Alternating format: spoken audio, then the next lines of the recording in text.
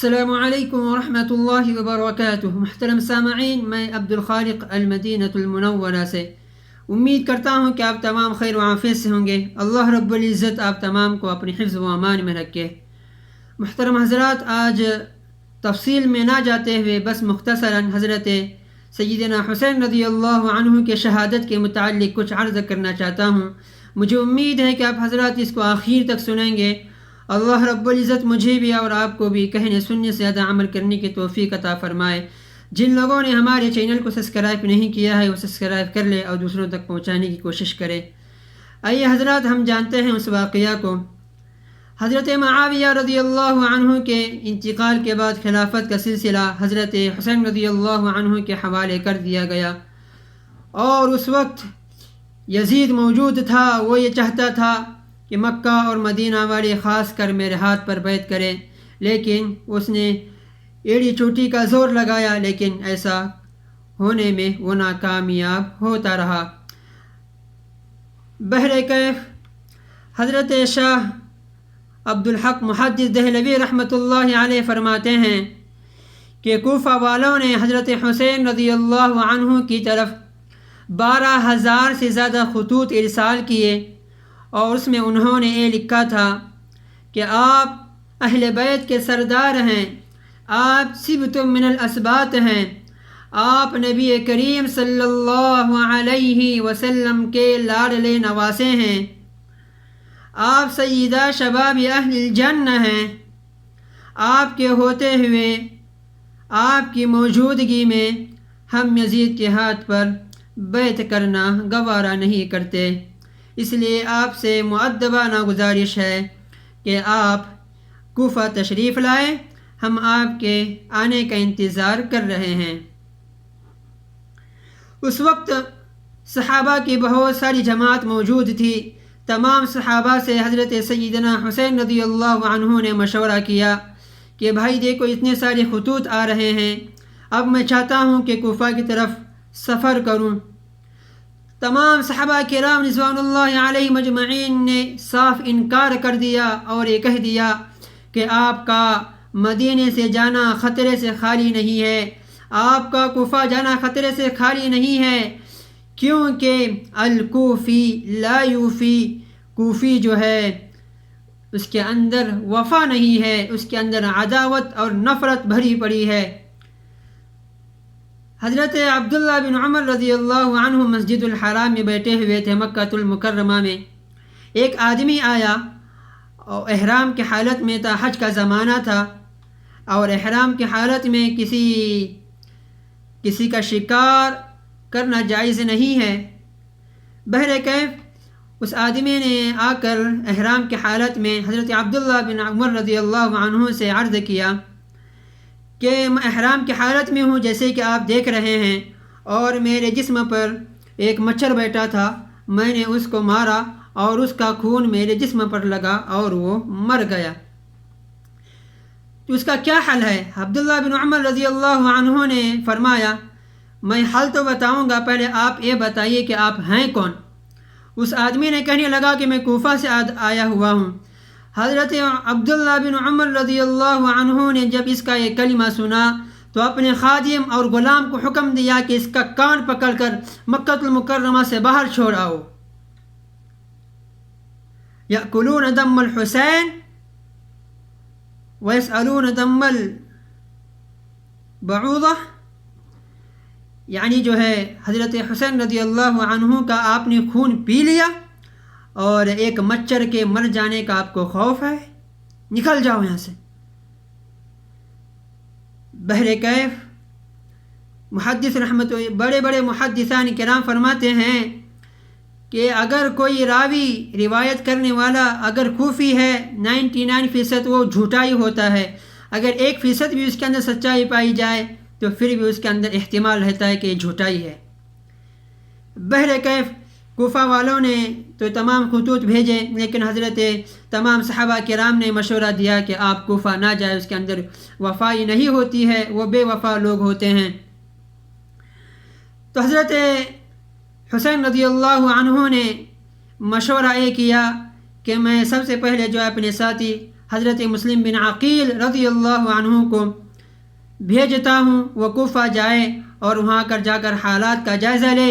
اگر وہ لوگ اپنے وعدے میں سچے ہیں، اپنے باتوں میں سچے ہیں، اپنے وفائی میں سچے ہیں، تو آپ مجھے خطوط ارسال کر دینا، میں انشاءاللہ کوفہ پہنچ جاؤں گا۔ بہرکیف حضرت مسلم بن عقیل رضی اللہ عنہ مدینہ منورہ سے کوفہ کی طرف روانہ ہونے لگے تو ان کے 2 معصوم چھوٹے سے بچے بھی تھے۔ انہوں نے کہا کہ ابو جان ہم بھی آپ کے ساتھ چلیں گے۔ انہوں نے بہت ہی زیادہ منع کیا، لیکن چھوٹے بچوں کی ضد تھی۔ انہوں نے اپنے 2 بچوں کو لے کر کوفہ کی طرف روانہ ہو گئے۔ جب کوفہ والوں کو یہ بات پہنچی، خبر ملی کہ حضرت مسلم بن عقیل رضی اللہ عنہ کوفہ تشریف لا رہے ہیں، تو تمام کے تمام کوفہ والے راستے پر نکل کھڑے ہوئے استقبال کے لیے۔ اہلاً و سہلاً مرحبا بکم، تمام کے تمام بوڑھے بچے جوان مرد تمام کے تمام راستے پر کھڑے ہو گئے استقبال کے لیے۔ اور یہاں تک کہ راستے ہی میں حضرت مسلم بن عقیل رضی اللہ عنہ کے ہاتھ پر ہزاروں لوگوں نے بیعت کیا۔ جب یہ حالات دیکھ کے مسلم بن عقیل نے تو فرمانے لگے، ایک ادنا سا میں شخص ہوں، میرے ہاتھ پر اتنا ان کا یہ بیعت کرنا، ان کی یہ خوش آمدید کہنا، ان کا یہ وفائی کا سبق دینا، ان کا یہ مجھے بلانا، ان کا یہ مہمان نوازی کرنا اتنا عمدہ ہے، تو سیدنا حسین رضی اللہ عنہ کو کیوں نہ بلایا جائے؟ ان کے ہاتھ پر کیسے لوگ بیعت کریں گے، کیسے اسلام کی شان اونچی ہو جائے گی؟ یہ کہہ کر انہوں نے ایک قاصد کو تیز رفتار گھوڑے پر سوار کیا اور فوراً مدینہ منورہ کی طرف روانہ کیا اور خطوط میں بھیجا، سیدنا حسین آپ تشریف لائیے، آپ کا یہاں پر استقبال ہو رہا ہے، آپ کے لوگ یہاں پر آپ کا انتظار کر رہے ہیں۔ بہرکیف جب یہ یزید نے یہ حالات دیکھے تو تمام وہاں کا جو گورنر تھا اس کو ہٹا کر دوسرے گورنر کو متعین کیا، جس کا نام ابن زیاد تھا۔ ابن زیاد تاریخ میں سب سے بڑا قاتل، سب سے بڑا ظالم، سب سے بڑا جابر تھا۔ اس نے خطبہ میں اعلان کیا کہ جو شخص یزید کے ہاتھ پر بیعت نہیں کرتا، یزید کا ساتھ نہیں دیتا، وہ تیار ہو جائے اپنی سر کی گردن کٹانے کے لیے، اپنی گردن کٹانے کے لیے، اپنا سر کٹانے کے لیے، اپنا گھر ویران کرنے کے لیے، اپنی اولاد کو قربان کرنے کے لیے۔ اگر جو حسین کا ساتھ دیتا ہے وہ بھی اس بات پر آمادہ ہو جائے، اور اگر اپنے گھر حال کی خیریت چاہتے ہو، اپنے مال کی خیریت چاہتے ہو، اپنی جان کی حفاظت چاہتے ہو، تو یزید کے ہاتھ پر بیعت کرو۔ بس جیسے ہی سننا تھا، تمام کے تمام یہ لنگ فقیر تتر بتر ہو گئے، حضرت مسلم بن عقیل کا ساتھ چھوڑ دیا۔ تمام جو اہلاً و سہلاً کہتے تھے، تمام کے تمام اسلام سے پھر گئے، بیعت سے پھر گئے، تمام نے بے وفائی کا حال کر دیا، تمام جھوٹ بولنے لگے، یہاں تک کہ پورے کوفہ میں حضرت مسلم بن عقیل کا ساتھ دینے والا تک کوئی نہیں رہا۔ بس ایک حضرت ہانی بن عروہ تھے، انہوں نے حضرت مسلم بن عقیل کو اپنے ساتھ لے گئے، اپنے گھر میں پناہ دی۔ تو یزید کے تمام فوجیوں نے حضرت ہانی بن عروہ کے گھر کو بھی گھیر لیا اور تمام کو بالآخر شہید کر دیا گیا۔ وہاں سے حضرت سیدنا حسین رضی اللہ عنہ نکل چکے تھے، راستے ہی میں ان کو خبر پہنچی کہ کوفہ والوں نے بے وفائی کر دی، اپنے وعدوں پر قائم نہ رہے، جھوٹ ان کا ثابت ہو گیا۔ تو حضرت حسین رضی اللہ عنہ نے اپنے تمام خاندان والوں کو، جو جماعت ان کی ساتھ تھی، تمام کو جمع کیا اور ایک خطبہ دیا اور فرمایا کہ دیکھو کوفہ والوں نے ہمارے ساتھ ایسا کیا ہے، حالات بگڑ چکے ہیں، حالات کمزور ہیں، اب میں تم کو حکم دیتا ہوں کہ آپ مدینہ منورہ کی طرف روانہ ہو جائے، لیکن میں کوفہ کی طرف جانے سے پیچھے نہیں ہٹوں گا۔ ایک بات یہ بھی تھی کہ وہ اپنے نانا رسول اللہ صلی اللہ علیہ وسلم کی خواب کی تعبیر تھے۔ حضرت سلیم رضی اللہ عنہا فرماتی ہیں کہ نبی کریم صلی اللہ علیہ وسلم نے ایک مرتبہ خواب دیکھا. جب خواب سے بیدار ہوئے تو آقائے مدنی صلی اللہ علیہ وسلم کے چہرے پر غمگین اثرات تھے. آپ غمگین کی حالت میں تھے. سلیم نے فرمایا بتائیے تو کیا بات ہے؟ نبی کریم صلی اللہ علیہ وسلم نے ارشاد فرمایا ابھی میں نے خواب دیکھا ہے میرے لاڈلے نواسے سیدنا حسین رضی اللہ عنہ ایک چٹیل میدان میں ہیں، تپتی ہوئی زمین ہے اور لوگوں نے ان کو شہید کر دیا ہے. یہ خواب میں نے دیکھا ہے.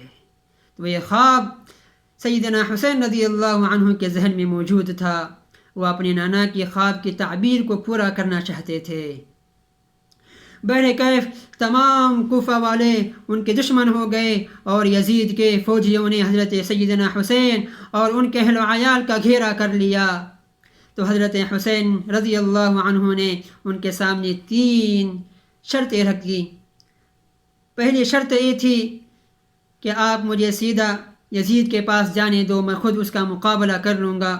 دوسری شرط یہ تھی یا تو مجھے مدینہ منورہ واپس جانے دو. تیسری شرط یہ تھی یا تو پھر مجھے جو ہے اسلام کی جو حدود ہیں ان سے مجھے گزرنے دو.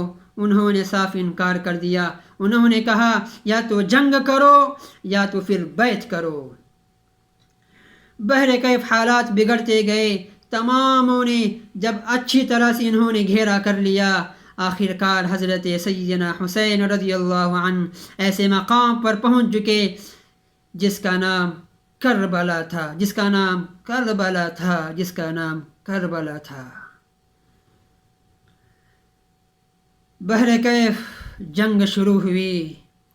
تو سب سے پہلے میدان جنگ میں مرد مجاہد قوت اسلام حضرت سیدنا حسین رضی اللہ عنہ کے لاڈلے چہیتے بیٹے علی اکبر میدان میں اترے. پیاس کی حالت میں تھے. یزیدیوں نے ان کے اوپر پانی بند کر دیا تھا. پیاس کی حالت میں تھے، لیکن اسی پیاس کی حالت میں اس مرد مجاہد نے ایسا کام انجام دیا، ایسا سر انجام دیا کہ دنیا اشک اشک کرتی ہے. کتنے کافروں کو انہوں نے جہنم پہنچا دیا. جب وہ وفات پا گئے تو سیدنا حسین اپنے نوجوان لڑکے کو اپنی گود میں اٹھا کر اپنے خیمے میں لائے اور تماموں سے فرمایا ان اللہ مع الصابرین، اللہ صبر کرنے والوں کے ساتھ ہے، آپ صبر کیجئے، نوحہ مت کیجئے، رونا دھونا مت کیجئے. تو حضرت علی رضی اللہ عنہ کے خاندان والوں نے کہا، حضرت سیدنا حسین رضی اللہ عنہ کے خاندان والوں نے کہا کہ ان کا ایک معصوم سا بچہ تھا، حضرت آپ اس کو لے کے جائیے ان ظالموں کے پاس اور کہیے کہ کم سے کم ان کو تو پانی دے دو. حضرت علی اصغر چھوٹے سے بچے تھے، پیاس کی حالت میں تلپڑ رہے تھے، تل ملا رہے تھے. حضرت حسین نے ان کو اپنی گود میں اٹھایا اور ظالموں سے کہا او ظالمو، اس بچے کا کیا قصور ہے؟ یہ تو معصوم ہے، یہ تو بے گناہ ہے، پیاس کی حالت میں تڑپ رہا ہے، کم سے کم اس کو پانی تو دے دو، ہم کو تو نہیں، کم سے کم اس کو تو پانی دے دو. بس یہ سننا تھا کہ ایک ظالم نالائق کمینہ انسان اتنی زور سے تیر مارا کہ وہ حضرت علی اصغر کے سینے میں جا کر لگا اور وہ اپنے ابو کے گود میں ہی وفات پا گئے. پھر بھی حضرت حسین رضی اللہ عنہ نے صبر کا دامن نہیں چھوڑا. اللہ کے حکم پر راضی رہے، اللہ کے حکم پر قائم رہے. اسی کو کہتے ہیں وہ حسین جو اپنے نوجوان لڑکے کی موت پر نہ رویا، وہ حسین جو اپنے چھوٹے بچے کی موت پر نہ رویا، وہ حسین جو سب کچھ کھو کر بھی نہ کھویا، وہ حسین ہے. بہرکیف آخر کار میدان کربلا میں سیدنا حسین رضی اللہ عنہ چل پڑے. تو میدان کربلا میں حضرت حسین نے فرمایا وہ ظالمو مجھے بس 2 رکعت نماز پڑھنے کا موقع دو، میں اللہ کو راضی کر لوں، مجھے 2 رکعت نماز پڑھنے کا موقع دو۔ بہر کیف ان کو نماز پڑھنے کا موقع دیا۔ جب نماز ہی کی حالت میں تھے تو ایک کمینہ انسان جس کا نام شمل بن جوشن تھا، وہ حضرت کے جسم پر وار کرتا رہا، زخم کرتا رہا، اور اسی حالت میں سیدنا حسین رضی اللہ عنہ اللہ کو پیارے ہو گئے۔ پھر اس کے بعد ان ظالموں نے سیدنا حسین رضی اللہ عنہ کے سر کو اٹھا کر یزید کے پاس لائے۔ وہ کمینہ حضرت حسین کے گال پر مارتا، ہونٹ پر مارتا اور کہتا، اقسم باللہ، میں اللہ کی قسم کھا کر کہتا ہوں کہ اتنا حسین چہرہ میں نے کبھی نہیں دیکھا، اتنا حسین چہرہ میں نے کبھی نہیں دیکھا۔ بہرکیف ان کی شہادت کا منظر تھا۔ کٹا کر گردنیں دکھا گئے کربلا والے،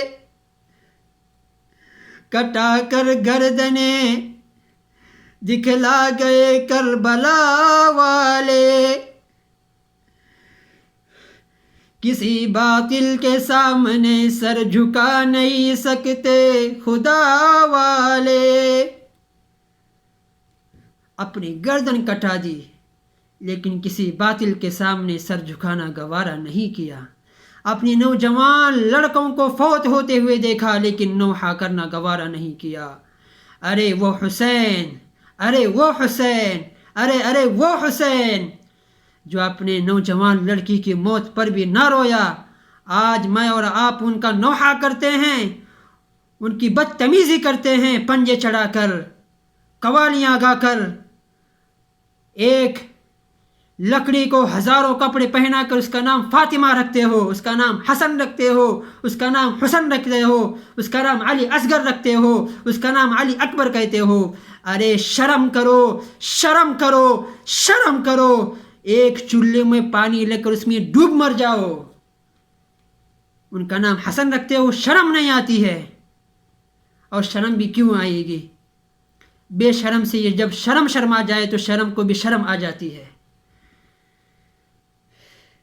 اتنی بدتمیزی ان کے اخلاق کے ساتھ، ان کے کردار کے ساتھ کرتے ہو، پنجہ چڑھا کر یا حسین کہتے ہو یا علی اصغر کہتے ہو۔ سب سے زیادہ حقدار رونے کے حضرت حسین تھے۔ جب حضرت علی اکبر کا انتقال ہوا، ان کو شہید کر دیا گیا، تو زینب کو کہا کہ مرنے سے پہلے کہا کہ جب میں مروں گا تو میرے اوپر نوحہ مت کرنا، میرے مرنے کے بعد سینہ مت چاک کرنا، میرے مرنے کے بعد تھپڑ وغیرہ کلے پر مت مارنا، یہ حرام ہے۔ ارے جب انہوں نے یہ کہا تو میں اور آپ کون ہوتے ہیں کلے پر مارنے والے؟ ان کے نام پر چڑھاوا چڑھانے والے کون ہوتے ہیں؟ ایسی خرافات و بدعات کو جنم دے رہے ہیں جس کی کوئی انتہا ہی نہیں ہے۔ اللہ رب العزت سے میں دعا کرتا ہوں کہ اللہ رب العزت یا تو ان لوگوں کو ہدایت دے یا تو پھر دنیا سے ان لوگوں کو خالی کر دے۔ وہ لوگ اسلام کے نام پر سیدنا حسین کو بدنام کر رہے ہیں، اہل بیت کو بدنام کر رہے ہیں اور اسلام کی دھجیاں اڑا رہے ہیں۔ اللہ رب العزت سے میں دعا کرتا ہوں کہ رب دو جہاں مجھے بھی اور آپ کو اور تمام امت مسلمہ کو جو حق ان کے محبت کا ہے اسی طرح اور اسی موقع پر ادا کرنے کی توفیق عطا فرمائے اور ان کے طریقے پر چلنے کی توفیق عطا فرمائے۔ آمین یا رب العالمین۔ السلام علیکم ورحمۃ اللہ وبرکاتہ۔